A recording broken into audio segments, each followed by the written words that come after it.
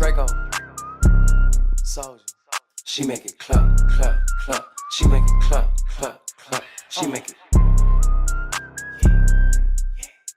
She make it clap, clap, clap. She make it clap, clap. Aujourd'hui, j'ai envie de te raconter des belles histoires. Les histoires qui redonnent foi en l'humanité. Les histoires qui te font couler une petite larme, chérie. Qu'est-ce qu'il y a? J'avais envie de rigoler, puis je me suis dit, Laure, rigole pas trop. Alors, je te conseille d'attraper tes mouchoirs. Est-ce que t'es prêt à décoller? Attache ta ceinture. On commence avec l'histoire de Giorgio.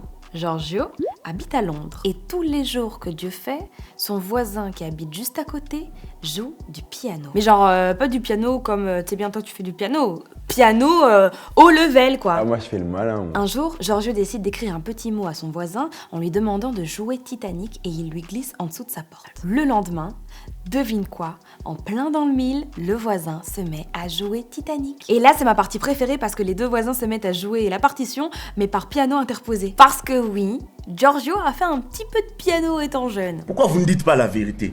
Du coup, un jour, la curiosité l'emporte et Giorgio décide d'aller toquer à la porte de ce virtuose qu'il n'avait jamais vu. Et devine quoi? Il s'agissait d'un homme de 78 ans. Oh non, 78. C'est une bonne phrase.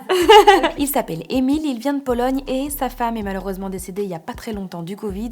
Alors il joue du piano pour se rappeler à son souvenir. Depuis, ils sont devenus copains et ils ont pris l'habitude de faire des petits duos comme ça où ils se répondent l'un l'autre à travers le mur entre deux. Je trouve ça hyper mignon.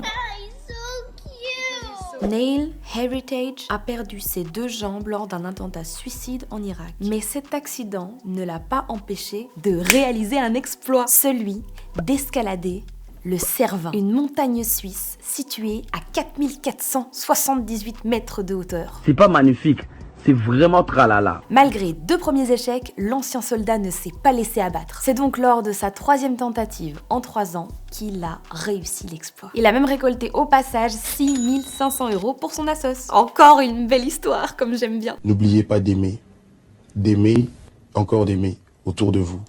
Ne serait-ce qu'une minute chaque jour. Allez, je te propose d'aller en Espagne pour ma prochaine histoire. Je vais te raconter l'histoire de Gorgui Lamine Sow. C'est un Sénégalais sans papier qui n'a pas hésité à sauver la vie d'un homme en chaise roulante qui était prisonnier des flammes. Le jeune homme avait entendu des cris d'appel à l'aide. Donc il a escaladé la façade de la maison avant de ressortir avec un homme sur son dos. Le héros du jour avait ensuite disparu, mais il a été retrouvé tellement son acte héroïque avait suscité l'admiration. Je réponds plus jamais. Tu fais le mort. Je bloque tout partout, je fais le mort. Sérieux? Non, je te jure, je fais le mort. Pour le remercier, le gouvernement espagnol a régularisé sa situation. Bang, bang, bang, bang. Là, je te raconte cette histoire en Espagne, mais à mon avis, elle te fait peut-être penser à celle de Mamadou Gassama en France, qui lui aussi avait sauvé la vie d'un petit garçon qui était suspendu au 4e étage d'un bâtiment. Lui aussi, sa situation a été régularisée et Mamadou Gassama est devenu pompier. Morale de l'histoire, parce qu'il en faut toujours une, il n'y a pas besoin d'avoir une cape pour être un super-héros, mon cher.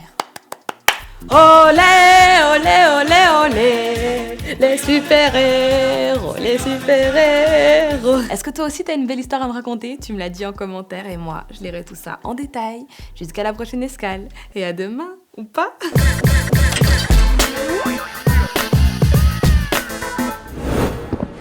Move Radio, Hip Hop Nation.